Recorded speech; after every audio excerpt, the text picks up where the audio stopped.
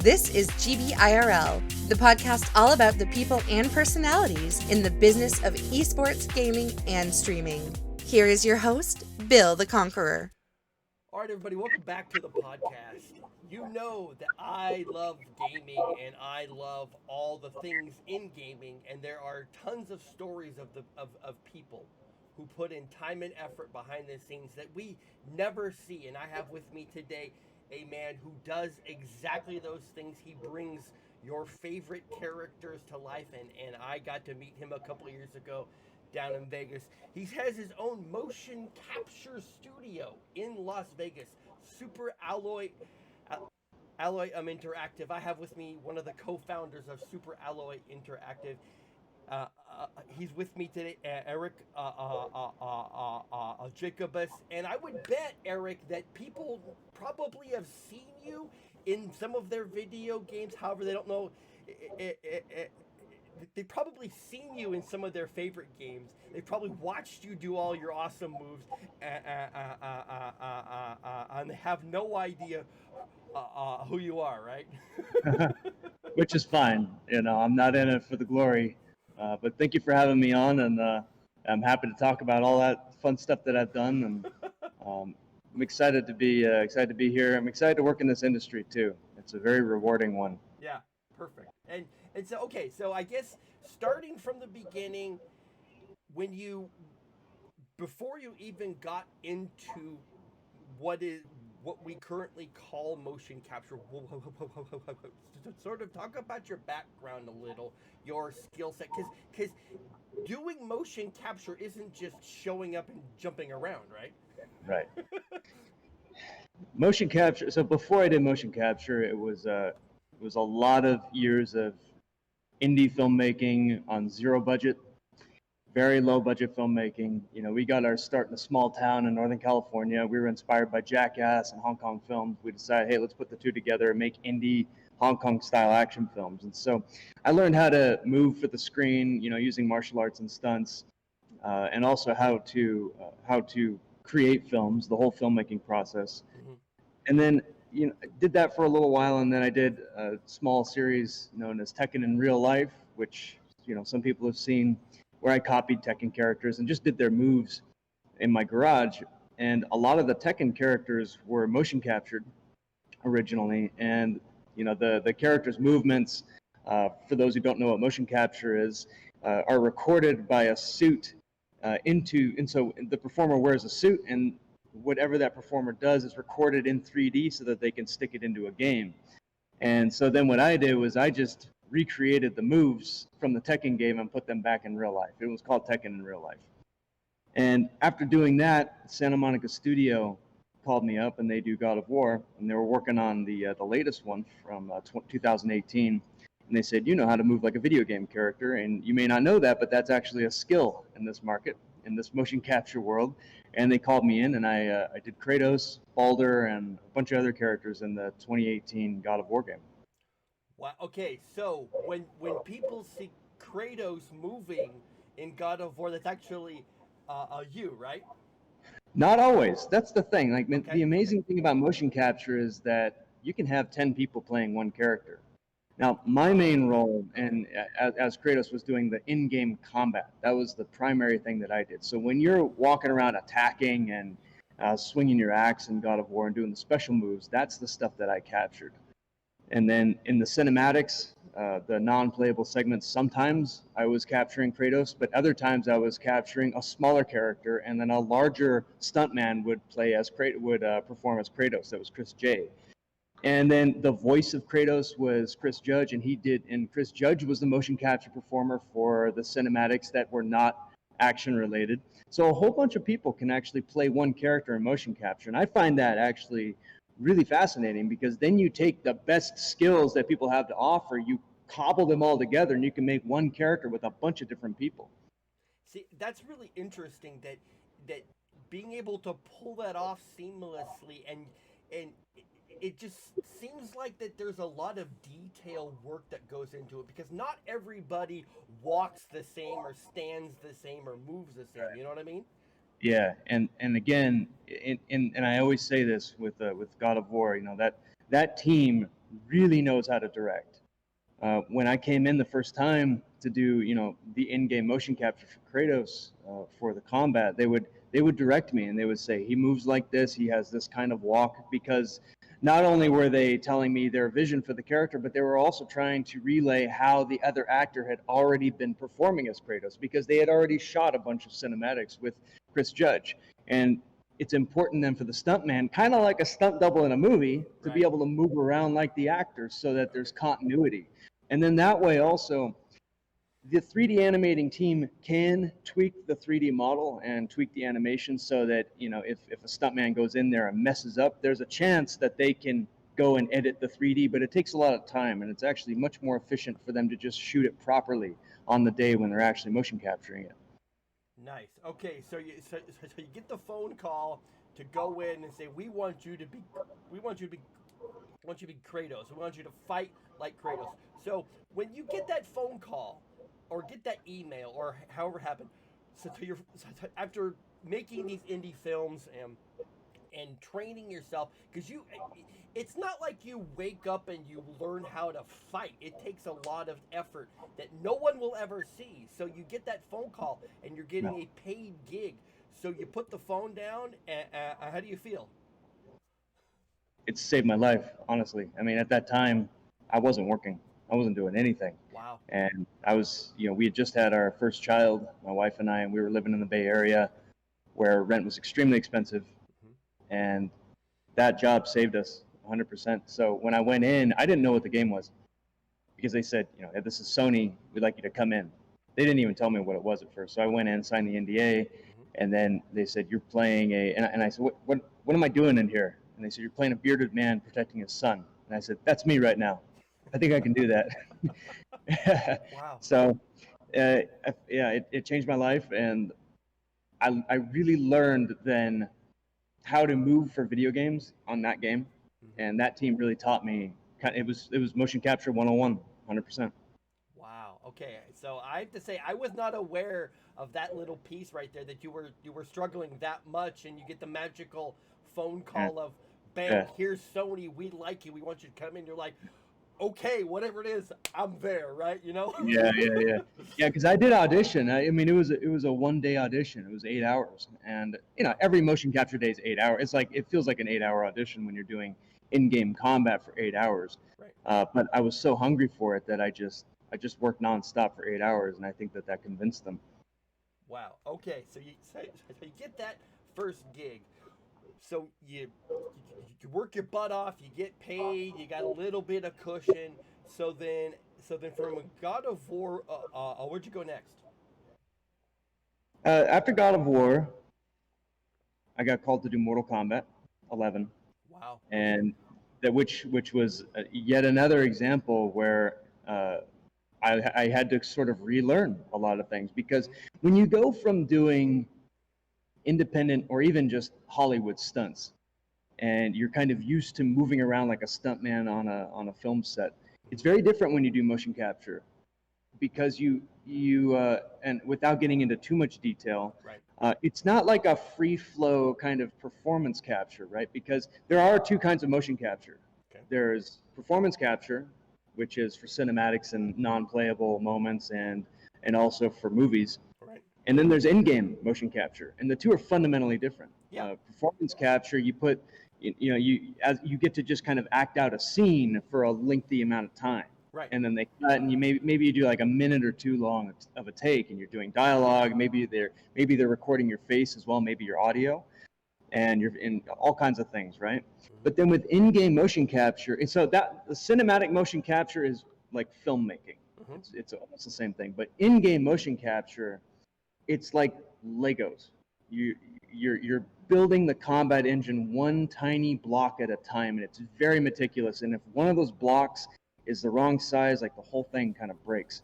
And so everything is very, it's important that you do the right amount of distance, that the timing is right, that the correct anticipation before the move is that you create the right amount of anticipation, that you do the right hitbox, that you do the right amount of recovery, and that your footwork is spot on. And all that happens within 2 seconds, and then they cut. Right. And then they'll drill you about all the stuff you did wrong. Right. So your footwork was wrong, your anticipation was wrong, blah, blah, blah, blah, right? Right. And so it's a totally different way of thinking. And every game is going to be different. Right. So with God of War, the camera was over the shoulder, right? So Mm-hmm. if you're the camera, it was like right here. Yep. So everything that Kratos does in game is sort of catered for that camera angle. Right. Well, then when I went in to do Mortal Kombat, the camera now is profile. It's on the side, so everybody's facing, 90-degree away from the camera, like Right. this. So the movements fundamentally change, right? Because now your silhouette, the pose that you're supposed to strike, has to look good from the side. Okay. Right? So everything has to look good here now. So it's all about this line. Whereas in God of War, it's this area right here. It's just, as a stuntman, you kind of have to like reprogram every time you change games, because it's a different engine, it's a different combat system, it's a different kind of way that you move around. And plus, I was doing 8 characters in Mortal Kombat. Wow, 8 characters. Holy crap, that's a lot of work. It was fun though. I bet it was. Wow. Okay, so I just want to say that little bit right there, I can really see your passion when you're talking about the games and your skills and how that all fits in. And it's really obvious that you love what you do, and it's so awesome for me to see the back end of what goes into making games and see the people like yourself. You put in a ton of work, and it takes a long time to get where you're at. So, man, I am extremely happy for where you're at, man. This is awesome. Okay, so as you were talking about that, one of the things that always fascinates me is the conversation between the people with the ideas and the technical people that are trying to communicate their thoughts to a person like you. And so learning to speak the same language is often hard, because people who have never done it don't know what you go through. Absolutely. And you don't have the idea you're trying to bring someone else's idea to life. So that's a very, I would say, tenuous process sometimes, right? You hit the nail on the head, because the communication gap often between stunts and tech is massive. It's a huge communication gap. And so when it comes to doing motion capture, sometimes animators might find themselves they might struggle to find a way to phrase it to a stunt performer exactly what they need. And that's why it's incumbent upon stunt performers who are getting into doing motion capture and making video games, that you actually learn how the video game process works. Making a video game, the game development process, also understanding how animation works. Because there are certain things in animation that you don't really think about as a stuntman. So for example, animators in the game development world, they're very much about poses and silhouettes.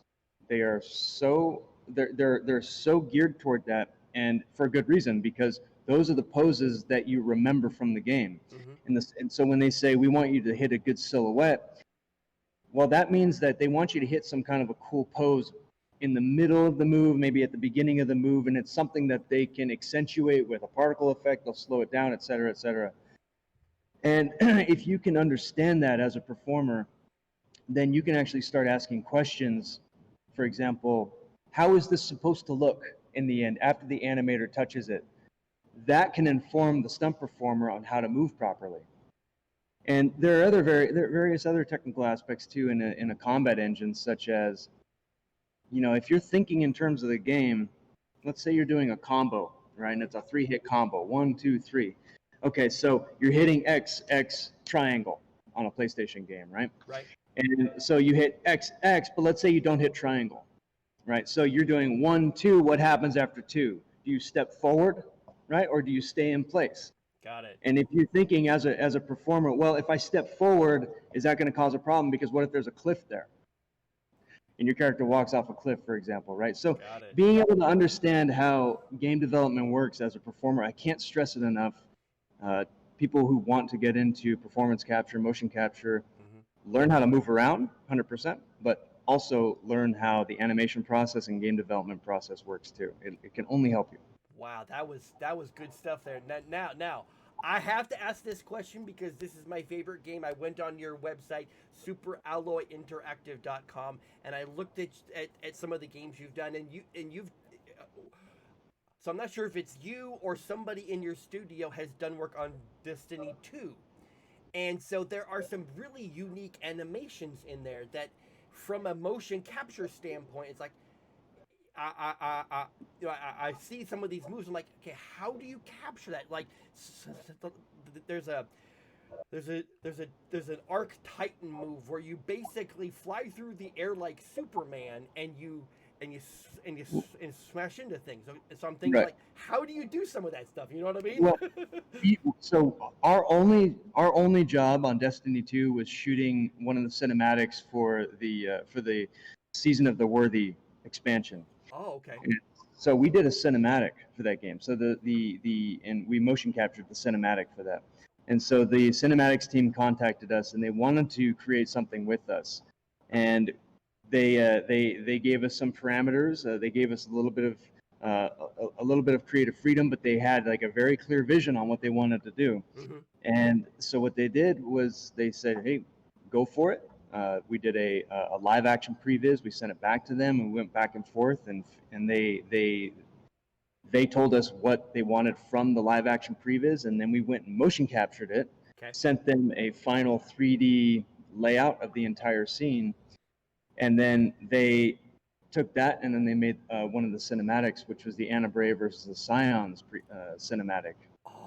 And Oh, that was that was cool. an, that was an awesome experience because that team, they I mean it was working with them was awesome because they had a very clear vision on what they wanted, and they also gave us a lot of freedom to kind of explore. Like we did various versions of it too, and they picked and chose from the different versions, and we kind of collaborated with them and developed that scene together. Oh, dude. Oh, I'm totally geeking out right now. Okay, okay. Anyway, so your story so far is that you got the call from Sony, God of War, you went to Mortal Kombat 11.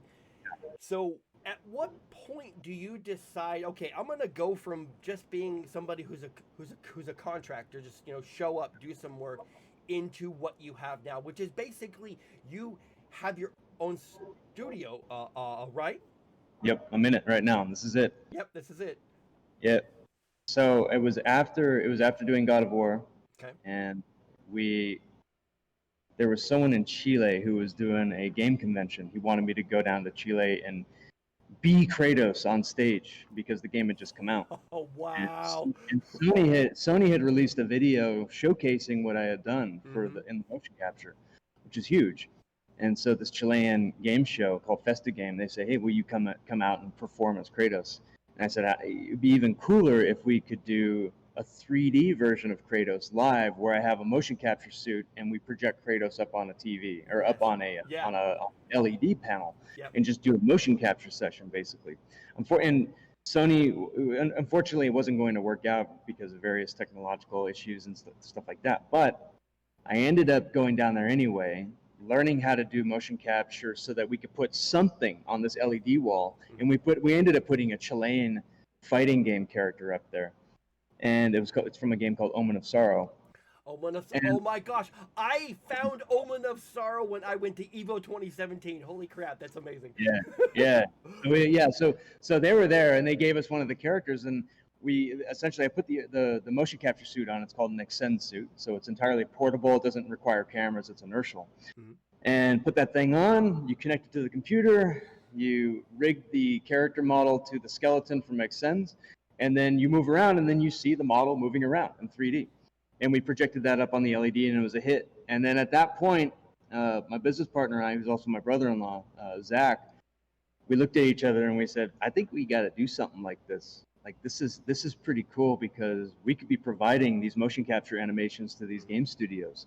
And that was it. We bought a system, started the company about 2 years ago, and Wow. we've been working nonstop ever since. Well, I am thrilled. I am thrilled to death for your story because it gives it what you've gone through so far, kid, the family, contractor, your own business, and now you're doing all this work. if somebody's not inspired by what you've gone through in your story so far, something's wrong with them. Holy crap. Okay, so you've come this far, you have your studio, you've worked on all of these games. For you on a daily basis, what's your day like? So in the morning, I'll usually get my coffee, Mm-hmm. and I'll roll into the studio probably around 6:30 in the morning. Mm-hmm. And we've been doing some classes here, so I might teach some early morning classes. I'm really inspired by Chad Stahelski at 8711 Action Design.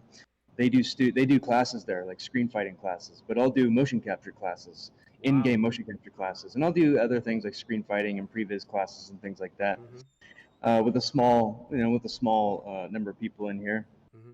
And then lately, it's like the rest of a lot of the day is phone calls, Mm-hmm. concept designing, Okay.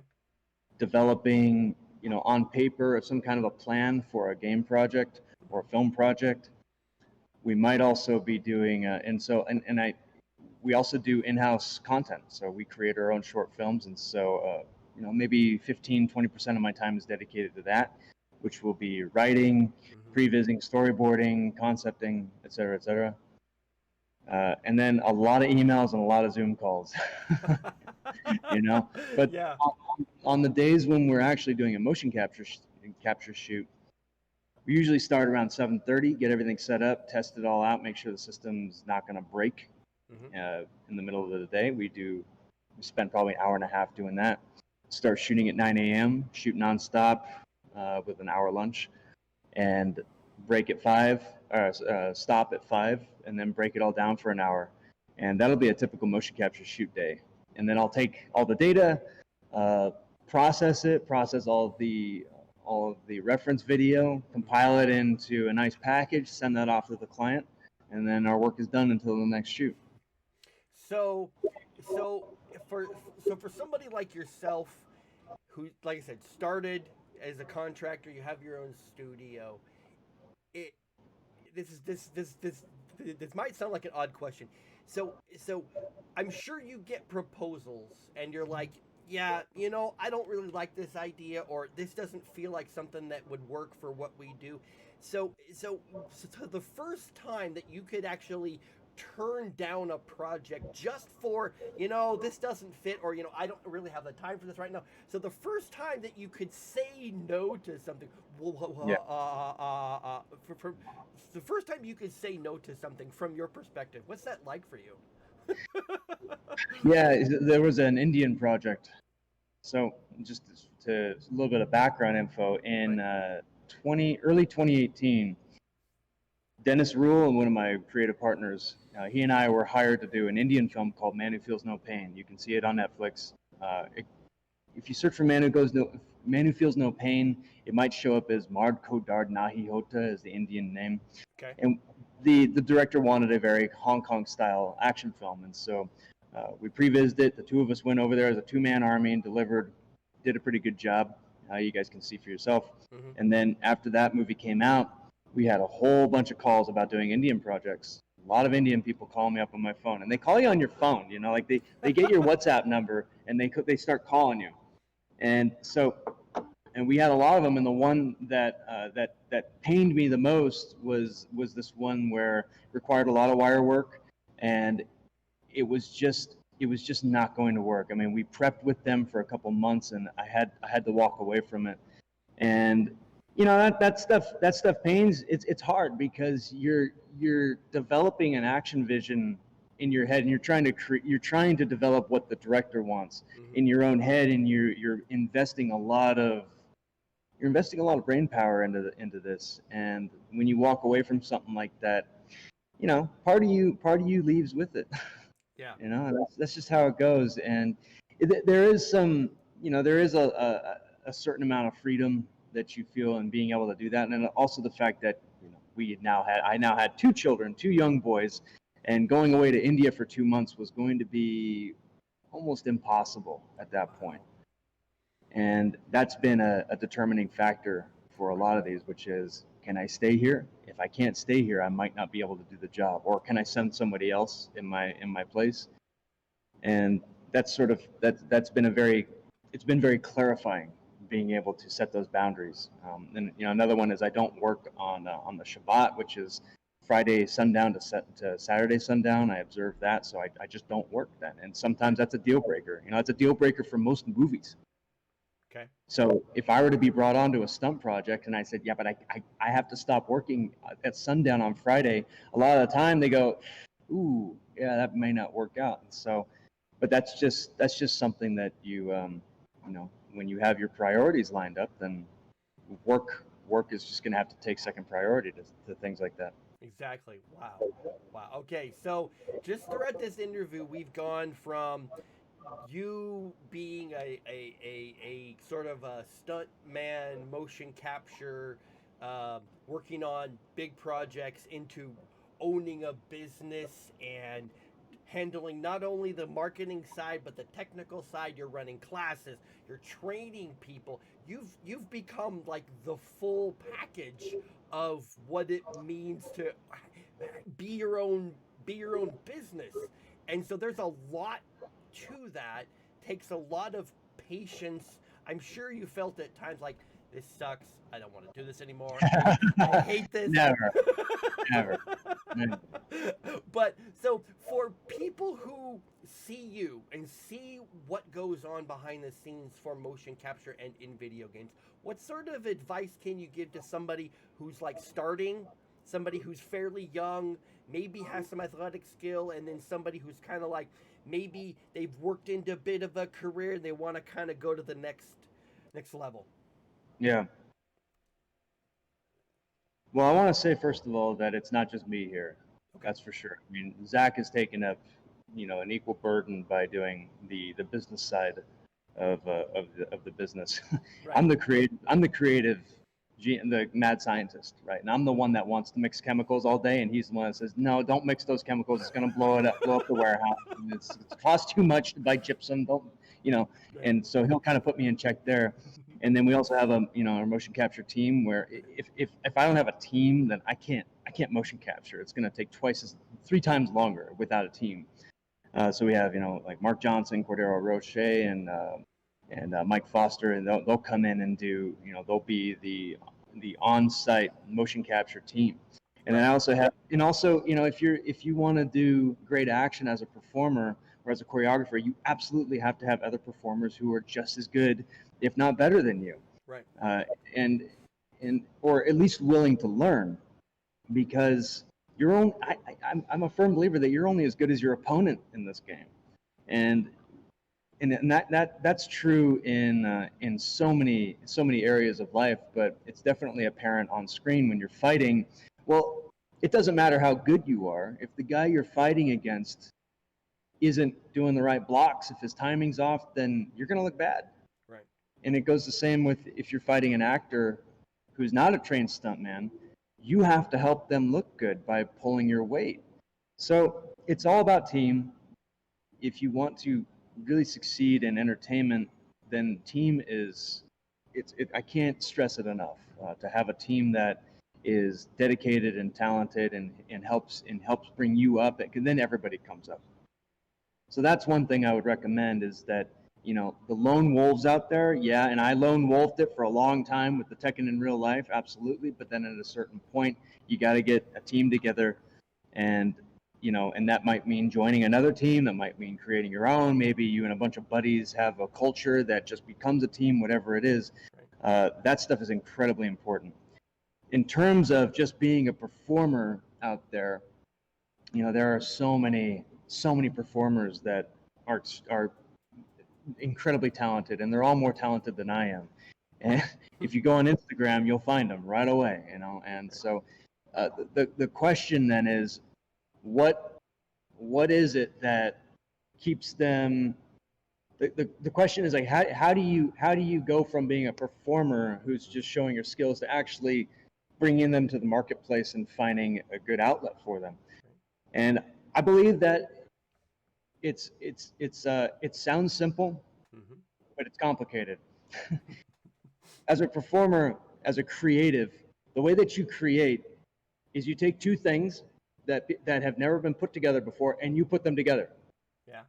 It's really as simple as that. That's what creativity is. If you think about it, you're not actually creating these two things. Right? You're taking Stuntman, Tekken, put them together. You didn't make anything. You put things together. You're a blender bottle. That's really all you do. Mm-hmm. And that's creativity. And what it requires is that, okay, so as a stunt performer, what you need to do is step back, survey the landscape, and say, okay, I see a lot of other talent out there. Great, they're all doing this stuff, but I have the ability to bring in audio engineering or medicine or something, and there's some way that you're going to combine two things together that's going to create a new market. Right. That's how markets are made. That's how all innovation is made. And a lot of the time, stunt performers, they forget that they have skills sitting dormant for years that they've learned in order to bring their stunt skills up. They've learned video editing, they've learned website design, they've learned all this stuff. Yeah. And at a certain point, it'll click. Oh, I can make a business out of those two things. And that's bridging that communication gap, which is our innovation was bridging the communication gap between tech and stunts, Tekken and Stuntman, right? Same kind of thing. How do you bridge the two things together? And that creates an economy. Wow. There's so much to learn. There's so much behind your story that I gotta say, I'm thrilled to death for your success. I remember back a couple years ago when I was in Vegas, giving that talk to the IGDA, and I met you and we started talking. Dude, I am happy that you are successful. I'm glad that you can support your family. There's a lot of people out there in the entertainment world who are struggling right now, and I'm glad that you are having success, my friend. Well, thank you. I really appreciate it. No problem. All right, if people want to check out what you're doing, go to superalloyinteractive.com. So are there any special secret projects you have going on right now that if you told me about that you'd have to kill me? Yes. Yes, we have our project, and I can't talk about it. Of course not. If I could talk about it, we'd be getting way more work right now. I bet you would. I mean, when you're starting out as a company and you get these, super high government clearance only, projects that are going to take 4 years to come out. Like for those first 4 years, you got to kind of work as ninjas, and then once it comes out, then okay, now everybody knows. Oh, you did that? Okay, we want you to do this now. Yeah, exactly. But that's how it goes. Awesome. Hey, thank you very much for making time for me today. I know, hey, you're a busy guy. You got a business and you got the family. You got a lot going on. Thanks very, very much for making time for me today, man. I appreciate it. Thank you for making time for me. I appreciate it. All right, everybody, check out superalloyinteractive.com, the site, the portfolio, the man himself, Eric Jacobus. He's actually Kratos. You can tell by the beard. It looks really, really sharp right there. Eric, thank you thank you so much for talking to me today, man. All right, man. Everyone, tune in to the Twitter feed and the YouTube channel with the like and the subscribe button. Thank you for tuning in today. You can find links to everyone on the show in the description below. Check out Bill the Conqueror on Twitch and Twitter to stay up to date on his thoughts and ideas about gaming culture.